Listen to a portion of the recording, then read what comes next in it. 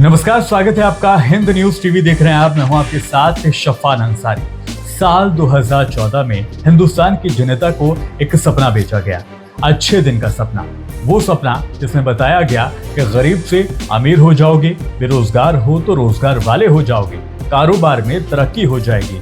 यूं समझिए कि दिन दोगुनी रात चौगुनी तरक्की होगी। बदले में इस सपने की कीमत तय की गई आपका मताधिकार, यानी आप हमें वोट दीजिए, हम आपको अच्छे दिन देंगे। और ज्यादा अच्छे दिन आए तो यूं समझिए कि आपके खाते में 15-15 लाख रुपए भी डाल देंगे। और बस ये सुनते ही लोगों में एक लहर चल पड़ी, अच्छे दिन आने वाले हैं। यही समझकर लोगों ने जमकर वोट दिया।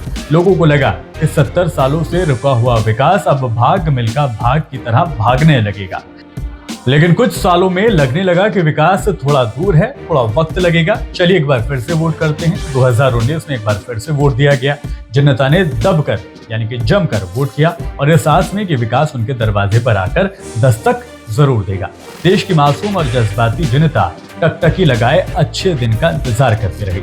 उसको हर आहट पर लगा कि जरूर विकास आया होगा, लेकिन विकास तो माने काबे से काफिर हो गया था। और ये इंतजार 2014 से लेकर आज तक यूं समझिए कि खत्म ही नहीं हुआ है। विकास कहाँ है, किस हालत में है, किसी को कोई खबर नहीं है। हाँ, ग्लोबल हंगर इंडेक्स की रिपोर्ट ने यह जरूर बताया कि हम साल दर साल इस पैमाने पर लगातार पिछड़ते चले गए हैं। चूंकि 2014 में हम ग्लोबल हंगर रिपोर्ट के मुताबिक 55वें पायदान पर थे और कुछ सालों के बाद हम पाकिस्तान से भी पिछड़ते चले गए और उससे नीचे आ गए। और बात करते करते 2023 में हम दाखिल हो चुके हैं। लेकिन भारत की गरीब जनता विकास और अच्छे दिन दोनों भाइयों को अब तक ढूंढ रही है। हालांकि ऐसा नहीं है कि अच्छे दिन आए ही नहीं हैं, अच्छे दिन आए हैं, विकास भी हुआ है, लेकिन कुछ गिने चुने लोगों का। आप सभी को छोड़ दीजिए, सिर्फ एक नाम का जिक्र आज कर लेते हैं, गौतम अडानी का। देख लीजिए, जिनकी संपत्ति ब्लूमबर्ग के मुताबिक 30 मार्च 2014 में 5.10 अरब डॉलर थी, जो साल 2020 आते आते बढ़कर 11 अरब डॉलर हो गई। यानी अच्छे दिन ने अडानी की दहलीज पर जाकर वक्त रहते हाजिरी लगा दी। और हाल ही में खबर यह भी थी कि गौतम अडानी दुनिया के सबसे अमीर लोगों की फहरिस्त में तीसरे स्थान पर हैं और जल्दी ही दूसरा स्थान वो हासिल करने वाले हैं। लेकिन इससे पहले कि वो दूसरे पायदान पर पहुंचते, उनकी उल्टी गिनती शुरू हो गई और देखते ही देखते गौतम अडानी दूसरे नंबर की रेस से 7वें स्थान पर लुढ़क गए। लेकिन अचानक हुआ क्या है, तो संक्षेप में आपको बताता हूँ। गौतम अडानी पर अमेरिका की short selling firm Hindenburg research ने अपनी 2 साल की जांच पड़ताल की बुनियाद पर यह इल्जाम लगाया है कि 2018 बिलियन अमेरिकी डॉलर वाली अडानी ग्रुप स्टॉक में हेराफेरी और अकाउंटिंग की उठापटक में शामिल रहा है।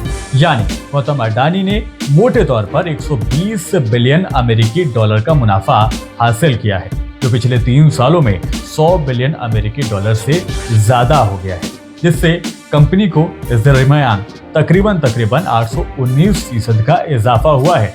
जैसे ही खबर देश में आई, हलचल तेज हो गई, लोगों ने बातें करना शुरू कर दिया, चर्चा होने लगी।